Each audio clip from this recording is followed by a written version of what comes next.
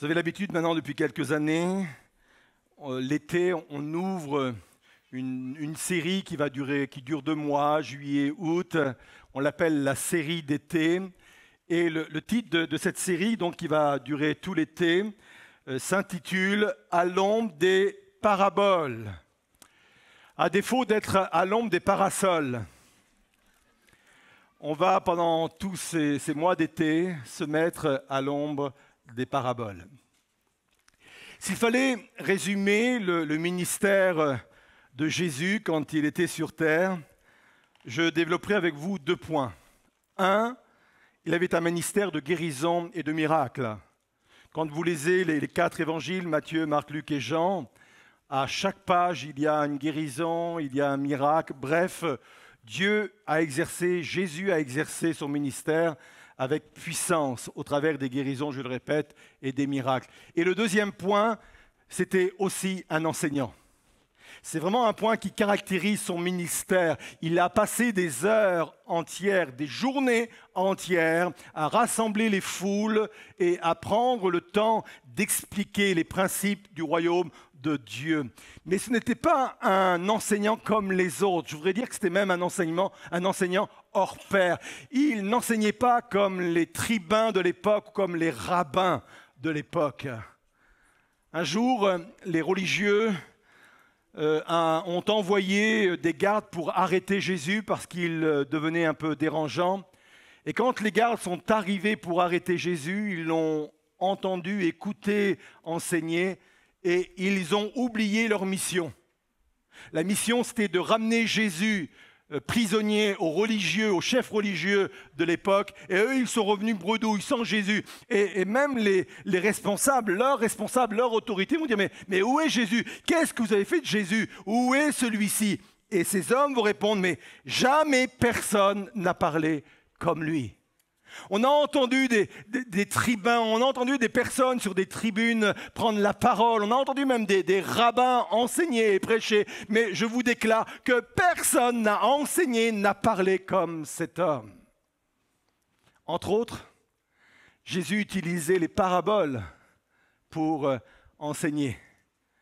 Une parabole, c'est, on va le dire comme ça, c'est un symbole, ce sont des symboles pour expliquer des vérités.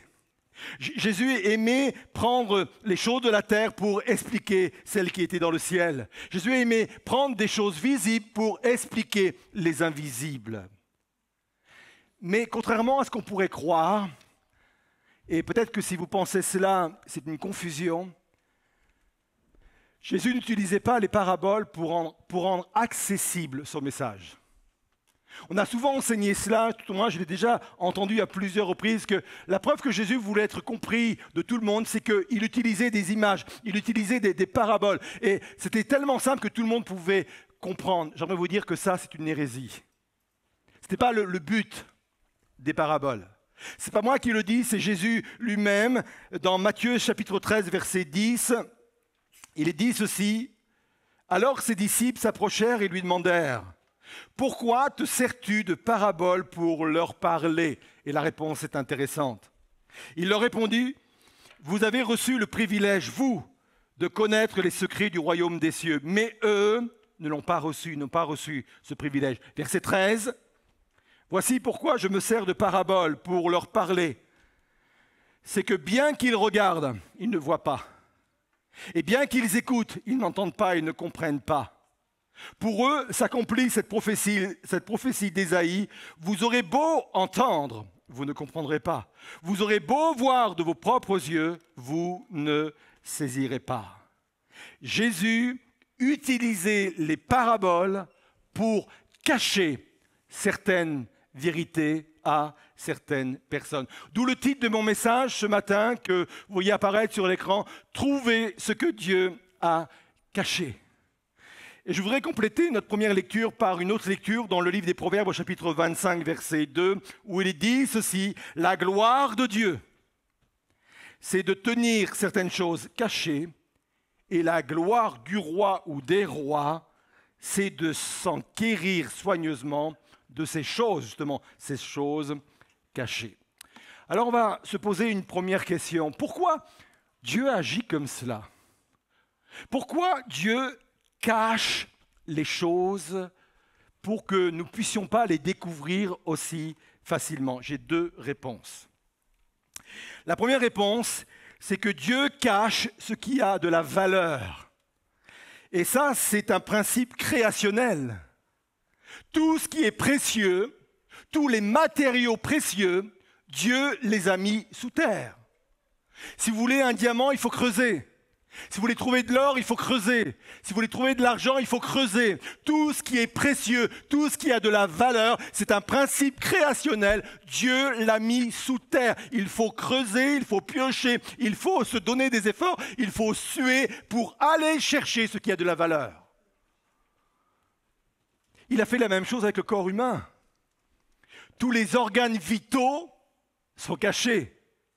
Je sais qu'on prend beaucoup de temps pour prendre soin de notre apparence. Et on a raison, il n'y a pas de sujet. Je préfère avoir devant moi une belle personne qu'une personne qui ne s'entretient pas. Il y a eu un amen. Et on prend soin de ses cheveux, on les coiffe, on fait des teintures, juste pour retirer tout soupçon. Je ne fais pas de teinture. Parce que les gens me disent, comment vous faites, pasteur? Vous n'avez pas de cheveux blancs? Si j'en ai un petit peu, mais non, c'est comme ça, c'est la génétique, on n'a rien à dire. Voilà, on prend du temps à l'apparence, à bien prendre soin de nos moustaches, de nos barbes, bien taillées, notre peau bien bronzée, et j'en passe. Mais ce qui a le plus de valeur, les organes vitaux, Dieu les a cachés. Encore une fois, c'est un principe créationnel. Ce principe est également vrai pour les richesses spirituelles. Les plus grandes richesses spirituelles sont cachées. Elles ne sont pas accessibles par les superficiels, par ceux qui ne sondent pas les choses, par ceux qui se contentent uniquement de ce qui est à portée de main. Encore une fois, ce qui est de la valeur, ce qui est précieux, est caché. C'est pour cela que Dieu lui-même se cache. Il y a des personnes qui me disent parfois, mais pourquoi Dieu ne quitte pas son ciel, il ne vient pas sur la terre et ne se montre-t-il pas à tout le monde? Au moins, on serait tous à même de croire. Déjà, par rapport à cette affirmation, je ne suis pas sûr du tout. Et deuxièmement, Dieu a tellement de valeur, Dieu est tellement précieux, Dieu est tellement pur, est tellement brillant, que la Bible nous dit qu'on ne peut pas le voir et vivre. Ça, c'est autre chose que de regarder de l'or. L'or peut être éclatant, mais Dieu l'est davantage. C'est pour ça qu'il se cache. Il a tellement de valeur, il est tellement précieux, il est tellement éblouissant, c'est tellement énorme, ça nous dépasse au niveau de nos mentalités, de notre intelligence, qu'il est obligé de se cacher. Mais ce Dieu qui se cache, en même temps, dit ceci, dans Deutéronome 4, verset 29, « Tu chercheras l'Éternel, ton Dieu, de tout ton cœur, de toute ton âme, et si tu le cherches de cette façon-là, il est dit, tu le trouveras. » Et voyez-vous, quand on trouve Dieu, Dieu nous dit de le chercher encore. Pourquoi? Parce qu'en fin de compte, quand on trouve Dieu, on trouve qu'une petite partie de Dieu. Infiniment petit de Dieu. Et si je continue à chercher, je vais connaître une autre facette de Dieu, et encore une autre facette de Dieu, et encore une autre facette de Dieu. Et je vais passer ma vie à chercher Dieu, parce qu'à chaque fois que je vais le chercher, je vais découvrir une autre dimension de Dieu. Et au bout de notre vie, on sera incapable de connaître Dieu. C'est saint Augustin qui a écrit de belles choses sur Dieu. Et si vous pouvez aller facilement vers ses écrits, c'est très, très prenant, c'est très puissant. Et au moment de sa mort, son âme est partie, comme ça peut arriver, quelques minutes. Et son âme est revenue à nouveau en lui. Et il avait des amis autour de lui. Et il va faire cette déclaration. Il dit, « J'ai vu le Seigneur.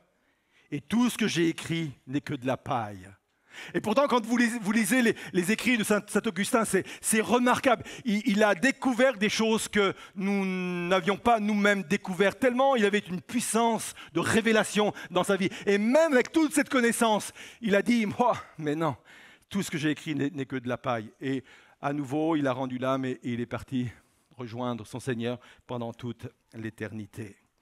Alors oui, Dieu cache les richesses parce que tout ce qui est précieux et tout ce qui a de la valeur est caché. C'est la première réponse. Deuxième réponse, pourquoi Dieu cache? Quand Dieu cache des choses, ce n'est pas pour que nous ne les trouvions pas. C'est pour donner encore plus de force et de poids à ce que nous allons trouver. Je répète, ceux qui prennent des notes, écrivez cela ou vous pouvez revenir là-dessus. Quand Dieu cache des choses, ce n'est pas pour que nous ne les trouvions pas. C'est pour donner encore plus de force et de poids à ce que nous allons trouver. Qui ici se souvient de son premier salaire? Je suis sûr que même certaines personnes se souviennent de ce qu'ils ont acheté avec leur premier salaire. Ça n'a pas la même odeur. Peut-être que dans nos vies d'enfants, d'adolescents, on a eu le privilège d'avoir un peu d'argent de poche et régulièrement, ça tombait, chaque mois, ça tombait 20, 30, 50, 100 euros ou plus pour ceux qui avaient plus d'aisance. Mais le jour où on a reçu notre premier salaire, ce n'est pas la même chose. Ça ne vient pas nous chercher de la même manière, ça ne vient pas nous impacter de la même manière, parce qu'on a sué pour cela. On a donné du temps, on a donné du travail. C'est pour ça qu'il faut remettre à l'honneur la valeur travail, parce qu'avec la valeur travail, vous apportez des choses que vous ne recevez pas autrement. Mais moi, je crois que dans la vie chrétienne, c'est exactement la même chose. Il y en a qui vivent d'argent de poche avec le Seigneur. Il y en a qui vivent de pourboire. Seigneur, donne-moi quelque chose. Qui sont toujours en train de mendier. Donne-moi mon argent de poche, j'en ai besoin. Donne-moi mon argent de poche. Et je peux traverser la vie chrétienne de cette façon-là. Je peux vivre la vie chrétienne de cette façon-là. Uniquement en comptant uniquement sur l'argent de poche, les richesses de poche que Dieu est capable de donner à tous ses enfants. Mais je peux vous dire que si je commence à chercher, à creuser, à piocher, à suer s'il le faut, je ne vais plus vivre du pourboire de Dieu ou de l'argent de poche de Dieu. Je vais découvrir, je vais vivre autre chose et ça va venir m'impacter différemment. Parce que je l'aurai cherché. Dieu cache, non pas pour que je ne puisse pas le trouver, mais pour que je puisse le trouver, ce que je vais trouver va avoir un impact plus puissant dans ma vie. Ce qui va être le fruit de mes recherches, de mes efforts, sera beaucoup plus pénétrant, enrichissant, puissant que ce qui me demande aucun effort. Deux exemples. Le premier exemple, c'est Daniel. Daniel 10, verset 12, il est dit ceci. « Sois sans crainte, Daniel, car dès le premier jour où tu as appliqué ton cœur à comprendre et à t'humilier devant ton Dieu, ta prière a été entendue et je suis venu vers toi. » Daniel vient de recevoir une parabole, une allégorique. Il voit des choses, c'est prophétique, il voit des choses, mais il n'en comprend pas le sens. Et la Bible nous dit qu'il va s'appliquer, qu'il va appliquer son cœur à comprendre. Je ne veux pas simplement raconter ce que j'ai vu uniquement. Je veux comprendre, je veux chercher le trésor qu'il y a derrière. Et Daniel 10, verset 14 dit ceci, c'est l'ange de l'Éternel, c'est l'ange qui lui parle et qui dit « Je suis venu pour te faire comprendre ce qui arrivera à ton peuple dans l'avenir, car c'est encore une vision qui concerne ce temps-là. Pendant qu'il m'adressait ces paroles, j'inclinai la tête vers le sol et je restais muet. » Cette posture-là, c'est la posture de quelqu'un qui vient de recevoir une si grande révélation, une si puissante révélation, une révélation aussi pénétrante qu'il est cloué sur sol, qu'il est cloué sur place et il est muet, tellement ça vient l'impacter et le chercher. J'aimerais vous dire que si je commence à chercher les choses que Dieu a cachées, ça va venir me pénétrer, ça va venir me chercher, ça va venir déposer dans ma vie des trésors comme je n'ai jamais reçu et je n'ai jamais eu. C'est la même chose pour le Seigneur Jésus. Il est dit dans Luc 10, verset 21, « Au même moment, Jésus fut transporté de joie par le Saint-Esprit. » Et on pourrait se poser la question, mais qu'est-ce qui le met dans cet état? Le fait que Jésus puisse tressaillir à ce point de joie. Il vient de recevoir de son Père une révélation. J'aimerais vous dire que quand Jésus était sur terre, il s'est dépouillé des attributs divins. L'omniscience, l'omniprésence, l'omnipotence. Si Jésus a pu guérir, c'est parce qu'il a exercé les dons spirituels uniquement.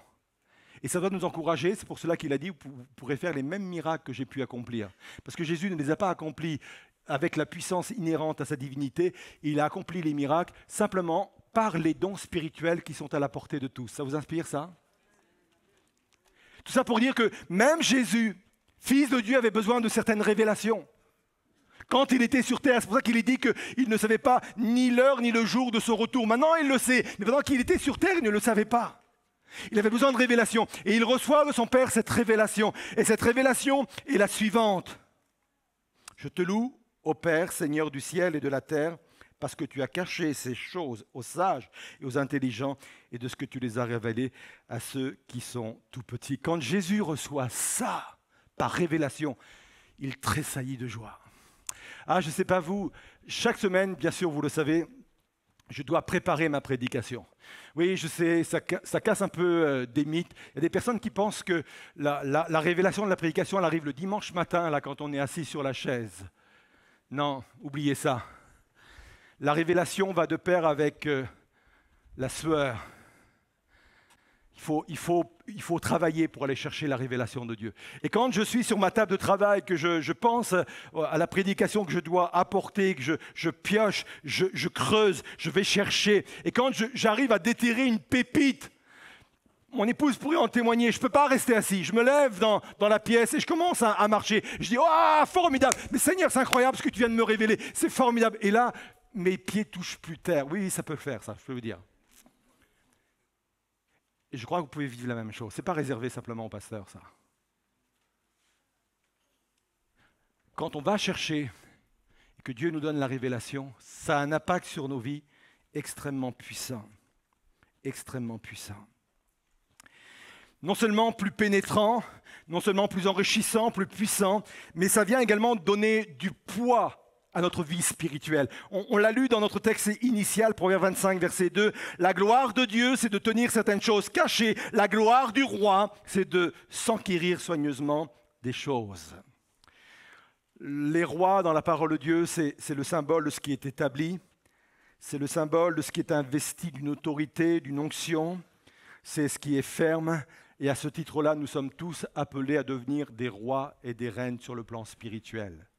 Dieu veut qu'on soit des hommes et des femmes affermis dans ce qu'on a reçu de la part de Dieu, dans nos ministères, quels qu'ils soient, en tant que père, en tant que mère de famille, en tant que professionnel, en tant que chef d'entreprise, en tant que couvrier. Il faut que nous devenions dans tous ces domaines-là des rois et des reines, des gens fermes, des gens établis, des gens avec une onction particulière, une autorité particulière. Mais la Bible nous dit que cette gloire-là, elle se trouve dans les choses que Dieu a cachées. Quand on a le mot gloire en tête, on pense tout de suite à réputation, renommée, célébrité, richesse, etc.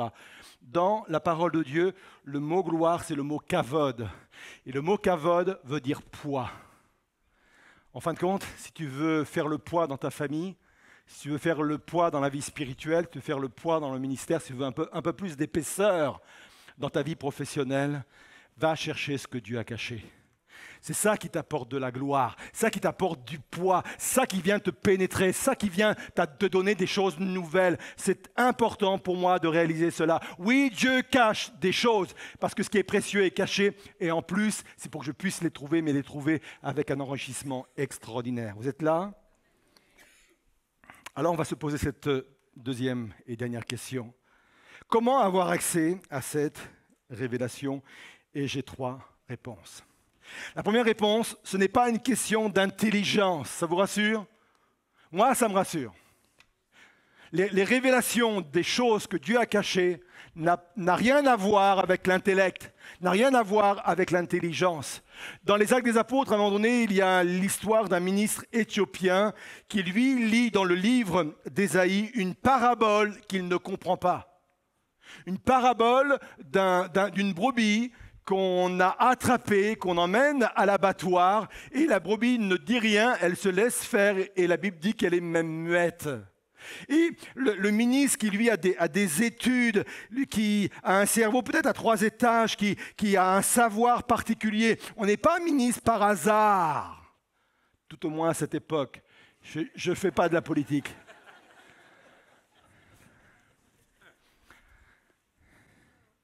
Il lit ce texte, il lit cette parabole, il ne la comprend pas.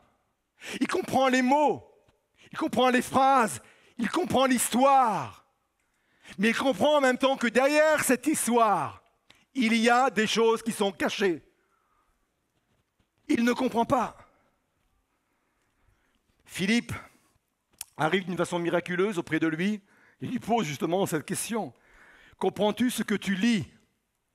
Et lui va répondre, comment le pourrais-je, répondit-il, si je n'ai personne pour me l'expliquer? Je n'ai personne pour me l'expliquer. Comment je peux percer les richesses de Dieu, les mystères de Dieu, les choses qu'il a cachées? J'ai besoin parfois de personne. Dieu a donné des ministères à l'Église. On connaît tout de suite les 5 ministères, pasteur, docteur, apôtre et j'en passe. Mais j'aimerais vous dire que Dieu a donné aussi des ministères au-delà de ces 5 ministères. Dieu veut donner à des hommes et des femmes au milieu de nous la capacité de percer les mystères de Dieu pour pouvoir les révéler dans notre société.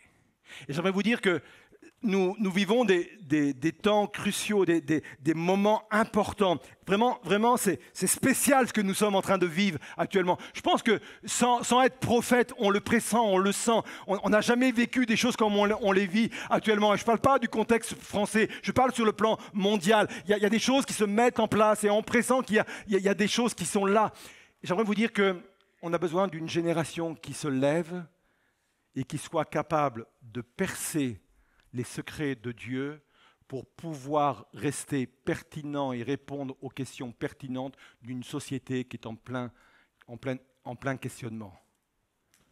On a besoin d'hommes et de femmes de cette nature-là. Nous n'avons pas besoin de commentateurs bibliques. Nous n'avons pas besoin de personnes qui paraphrasent la parole de Dieu. Nous n'avons pas besoin de personnes qui restent campées sur des interprétations bibliques. Seule la parole de Dieu est inspirée. Les interprétations que font les hommes n'est pas forcément inspirée. C'est pour ça que je dis que l'Église d'aujourd'hui, l'Église du 21e siècle, trimballe derrière elle des interprétations bibliques qui correspondaient peut-être à un temps où ce serait une vision de certains hommes, mais qui sont plus valables aujourd'hui. Oui, je sais, ça bouscule. Je le répète, seule la parole de Dieu est inspirée, pas les interprétations qu'on en fait. C'est pour cela qu'il faut revenir à la source. Il faut revenir à la parole de Dieu pour que Dieu puisse trouver au sein de son Église des hommes et des femmes qui savent percer les mystères de Dieu, les choses cachées de Dieu, pour les révéler à notre monde, parce que plus que jamais, le monde a besoin de la révélation de Dieu. Et peut-être avec une autre dimension, peut-être avec une autre vision, avec un autre angle, parce que les sociétés passent, les sociétés changent, les mentalités changent, mais la parole de Dieu demeure. Mais la parole de Dieu s'adapte aux sociétés et s'adapte aux mentalités. Bon, je sens que je vais recevoir des mails cette semaine. Psaume 119, verset 130, il est dit ceci. « La révélation de tes paroles est claire. Elle donne de l'intelligence aux simples. » C'est la révélation de la parole de Dieu qui est claire. C'est peut-être un jeu de mots, peut-être jouer sur les mots. Ce n'est pas la parole de Dieu qui est claire. C'est la révélation de la parole de Dieu. Parce que la parole de Dieu peut rester fermée pour des personnes. La Bible dit à un moment donné dans un texte de l'Ancien Testament, c'est comme un livre cacheté, fermé, cadenassé. C'est la révélation de la parole de Dieu qui est claire. Seigneur, révèle-nous ta parole. On a besoin de cet esprit de révélation au milieu de nous. Comment avoir accès à cette révélation? 1, ce n'est pas une question d'intelligence. 2, la révélation est avant tout une question de relation avant d'être une question de raison. La véritable connaissance est relationnelle et pas uniquement rationnelle ou intellectuelle. 2 Timothée 1, verset 12 dit ceci, « Je sais en qui, pas en quoi, je sais en qui j'ai mis ma confiance. Et j'ai la ferme conviction, on pourrait traduire, j'ai la ferme révélation qu'il est assez puissant pour garder tout ce qu'il m'a confié jusqu'au jour du jugement. » Si j'ai de telles révélations, si j'ai de telles convictions, c'est parce que je sais en qui, c'est une relation, non pas en quoi, en qui j'ai mis ma confiance. Un jour, les chefs religieux sont allés voir Pierre et Jean Et puis, ils ont été étonnés. Acte 4, verset 13, il dit ceci, les membres du grand conseil étaient étonnés de voir l'assurance de Pierre et de Jean. L'assurance, quand on lit le contexte, c'est l'assurance de leur enseignement. Comment ils pouvaient enseigner des choses comme ça? Des choses que les rabbins ne disaient pas. Des choses que les rabbins n'avaient pas compris. Et eux, ils se disaient, mais d'où ça sort tout ça? D'ailleurs, ils vont le dire, on va continuer la lecture. Il le dit, mais car ils se rendaient compte que c'était des gens simples et sans instruction. Comment ils pouvaient avoir une telle assurance dans leur enseignement? Ils donnent eux-mêmes la réponse. Ils les connaissaient pour avoir été avec Jésus. Tout est dit. Ce n'est pas une question de raisonnement, c'est une question de relation. La connaissance est relationnelle avant d'être rationnelle. C'est ma communion avec Dieu, c'est mon contact avec Jésus, c'est la présence de Dieu, c'est demeurant dans ces lieux que les révélations peuvent m'être données et communiquées. Je termine avec ce dernier point. Comment percer cette révélation? Comment connaître les choses cachées en devenant intentionnel? Je sais que c'est un mot que j'utilise régulièrement depuis quelque temps, mais je comprends, peut-être que j'ai réalisé l'importance d'être intentionnel dans ce qu'on fait pour Dieu. Et si je suis intentionnel, ça peut changer bien des choses. Hébreux 5, verset 11 dit ceci, « Nous avons beaucoup à dire là-dessus et des choses difficiles à expliquer parce que vous êtes devenus lents à comprendre. » Littéralement, vous êtes devenus paresseux. Allez, je vais le dire version Daniel Potier. Vous êtes devenus feignants. Allez chercher. N'attendez pas votre argent de poche. N'attendez pas de Dieu un pourboire, une petite aide pour finir la fin de mois. Mais allez chercher. Proverbe 19, verset 24, version Jérusalem. Le paresseux plonge la main dans le plat, mais il ne peut même pas la ramener à sa bouche. Devenons intentionnels. Je vais conclure avec cela. Restez encore quelques minutes avec moi. Je sais que c'est un message sur lequel il faut revenir dans notre intimité avec le Seigneur et n'hésitez pas à le faire. Il y a notre chaîne YouTube où vous pouvez revenir et piocher parce que je crois que c'est un message à plusieurs bandes, si je peux l'exprimer ainsi. Il y a des choses encore à découvrir à travers tout cela, mais je vous donne les éléments pour que vous-même, vous puissiez vous laisser imprégner par ces vérités, aller les chercher et les creuser et les piocher. Maintenant, je crois aussi que dans ce lieu, il y a des hommes et des femmes qui se disent « il faut que je change ma relation aux richesses de Dieu ». Je ne veux plus me contenter d'argent de poche. Vous savez, c'est une question de maturité. Quand je suis ado ou enfant, c'est normal qu'on me donne de l'argent de poche. Quand je deviens mature, il faut que j'aille chercher moi-même mon argent. C'est une question de maturité. Et sur le plan spirituel, c'est exactement la même chose. La maturité me pousse à devenir un chercheur des richesses de Dieu. Un chercheur de ce que Dieu a caché. Et je veux vraiment ce matin être de ceux et de celles qui disent « Seigneur, je veux changer ma façon d'avoir accès aux révélations de Dieu. » Je te bénis pour les ministères publics qui sont capables d'enseigner et prêcher publiquement. Il y a sur Internet, il y a dans les églises, etc. Mais je veux être moi-même, au sein de ma génération, un homme, une femme, jeune homme, jeune fille, qui se lève et qui se dit « moi aussi je veux avoir les clés pour comprendre ma génération ». Non seulement je veux avoir les clés, mais je veux aussi avoir les conseils qui peuvent aider mes camarades de fac, mes camarades de travail, mes collègues de travail, peut-être ma famille, pour que je puisse être ce pilier-là. Seigneur, je veux avoir accès à tes richesses. Pardonne-moi d'avoir méprisé cet aspect-là de ma vie. Pardonne-moi, Seigneur, de ne pas avoir donné assez de sens à mes recherches, mais je veux vivre cette réalité-là. Je voudrais vous inviter à vous lever à votre place et je voudrais encore être plus précis. Peut-être qu'il y a des personnes qui sont face à un défi particulier, à une compréhension particulière de la volonté de Dieu. Je crois que ce culte peut devenir aussi un instant de révélation, où Dieu peut sortir de l'endroit où c'est caché, une révélation par rapport à une décision que vous devez prendre, Ça peut être sur le plan professionnel, le plan familial, le plan sentimental, le plan professionnel, le spirituel. Je crois que Dieu peut révéler cela.